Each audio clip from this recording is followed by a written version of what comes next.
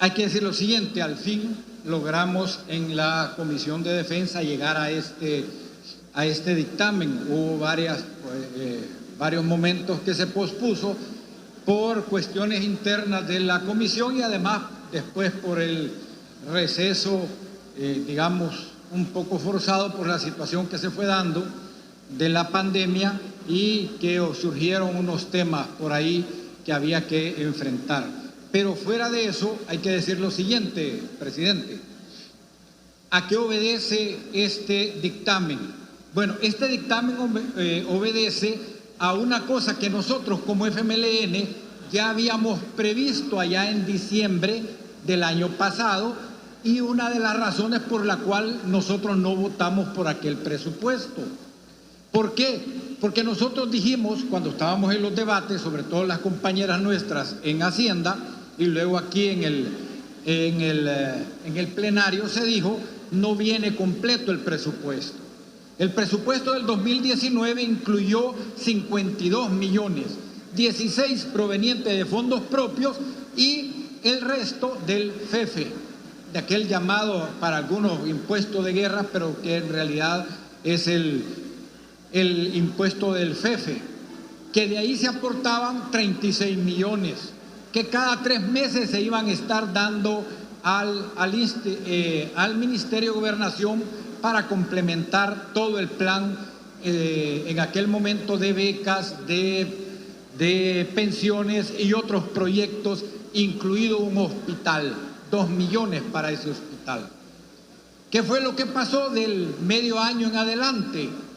Bueno, que del medio año en adelante, voy a hacer una rápida rememoración, no se cumplieron muchas cosas, presidente.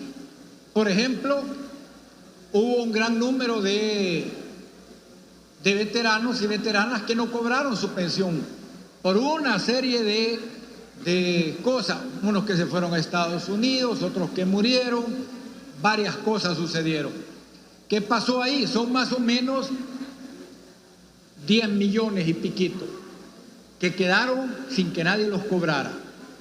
Pero además de eso, el hospital, que ya estaban previstos 2 millones en aquellos 52 y que no se ejecutó, tampoco se sabe de estos 2 millones. Tampoco se sabe, como dije, de ese dinero que quedó, que no se cobró. No se implementó el proyecto de vivienda en los últimos 6 meses del año, tampoco se implementó. No se implementó el proyecto de tierras que ahí estaba, tampoco se implementó. Todo esto suma un poco más de 12 millones que no se sabe dónde están, que no dieron cuenta. Y sin embargo, en el presupuesto del 2020 no incluyen todo. Solo incluyeron 32 millones. A razón, quiero decirlo ahí claro y para que los veteranos que nos están viendo también quede claro, de $50 de pensión a más o menos un poco más de 70,000 en aquel momento, de 70,000 veteranos y veteranas, tanto del FMLN como de la Fuerza Armada. Sin embargo, en enero, el presidente decidió: voy a pasarle a 100. Le subió de 50 a 100. A pesar de que no tenían el presupuesto, le subió a $100 la pensión. Hombre, qué bueno, pero no incrementó bajo ningún momento, ni hubo ninguna iniciativa de incrementar el presupuesto antes mencionado de 32 millones. Así las cosas, hicimos los cálculos y dijimos: miren, lo más que les llega es con el actual número que tienen, es a abril o mayo. Y así fue, abril o mayo, hasta ahí llegó, solo pagando los $100. No se pagan becarios desde enero del 2020, no se pagan. Hay más de 3,000 becarios que no han recibido la beca correspondiente para sus estudios en la universidad, sobre todo. También hay un número creciente, ya no eran 70,000 un poco más de 70,000 veteranos que recibían $50, sino que pasaron a ser 91,000 los ya actualizados y que tenían derecho a cobrar. Le subieron, como dije, le subieron a 100. Si hacemos cuentas, le han estado pagando solo a un poco más de 71,000 ya, haciendo buena memoria, le han estado pagando $100. Si se hacen las cuentas, son más de 7 millones mensuales lo que se han pagado. Por 4 meses, 29 millones. Dijeron que tenían 2 millones para los becarios, pero no les han pagado nada. Y han pedido prórroga tras prórroga tras prórroga. En general han habido 4 prórrogas. Hoy estaban pidiendo una quinta. De estas 3 iniciativas que están aquí, presidente, 2 son pidiendo prórroga para mantener el estado de cosas en que están y prorrogar otro poco más. Una pide hasta diciembre, otra pide hasta agosto, para que siga funcionando el Ministerio de Gobernación y Desarrollo Territorial, no así el instituto. En esta reforma que se le hizo a la ley, prioriza que funcione el instituto tal y como está establecido en la ley. ¿Para qué? Para que en base a las capacidades propias que ya tiene este personal que ahí está, puedan administrar adecuadamente los recursos asignados a ellos. Sin embargo, hoy que se hace esto, varios nos están diciendo, bueno, miren, están reformando algo para lo cual no tienen pisto. Efectivamente, no hay pisto para esto. Por esas decisiones que se tomaron, porque no se les dio el dinero, porque no se les apoyó, porque se les subió arbitrariamente a los $100, qué bueno que les den los $100, pero no se destinó el recurso para eso. Solo siguen los 32 millones.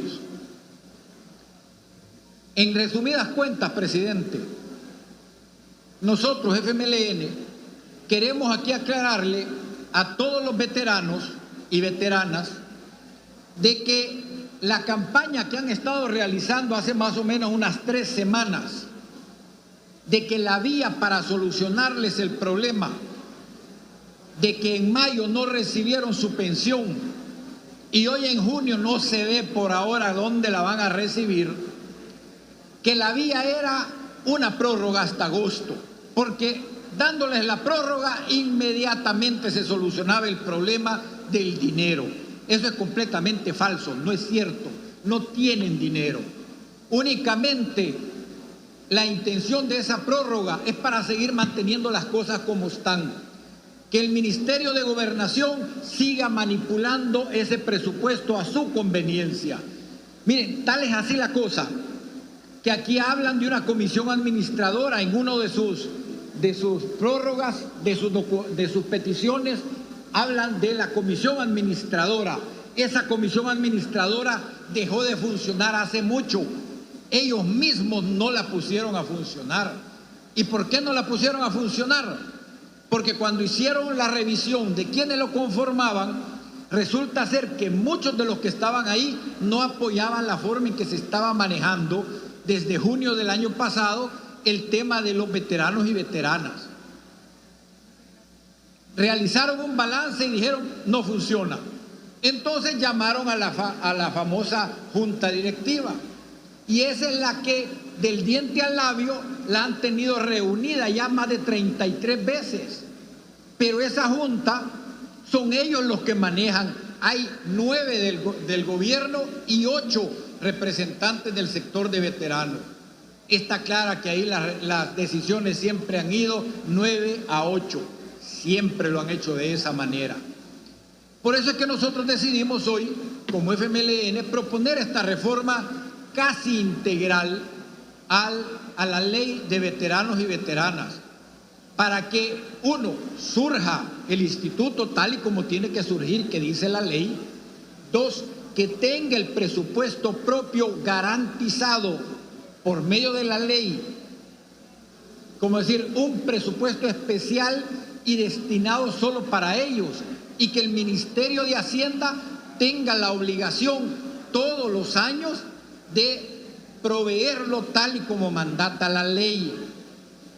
3, para que los bienes que han sido comprados hasta ahora con este dinero, el año pasado y parte de hoy, entre ellos un edificio, les sea transferido oficialmente, porque se compró el edificio para el instituto y no se los dan. Les dicen que no están capacitados, que no tienen estructura, pero cada vez que se va a terminar un periodo, y peor este que terminó supuestamente el 30 de abril, pero que como por el estado de emergencia que se declaró, los procesos se suspendieron, prácticamente, técnicamente, 30 de abril nunca llegó. Entonces nunca le traspasaron las cosas. Y ahora vienen y les dicen, en vez de cumplir la ley, miren, otra prórroga para hacer lo que nunca han hecho antes en 4 prórrogas anteriores. Eso es otra mentira más.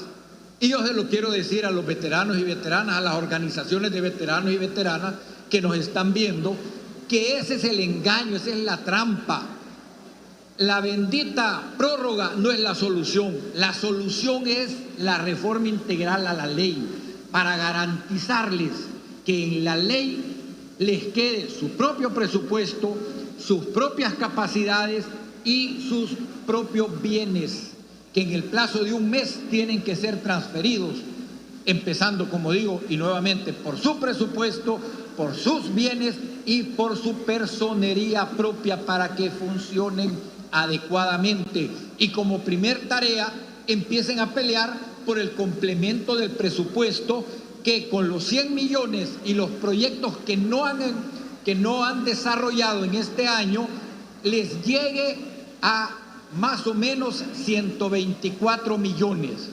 O sea que si hacemos las cuentas, son más de casi 80 millones los que les deben para poder cumplir todas las obligaciones que están instituidas en la ley, con los proyectos respectivos que también están en la ley: becas, casas, terrenos, salud, hospital y su edificio propio, por mencionar algunos que la ley garantiza.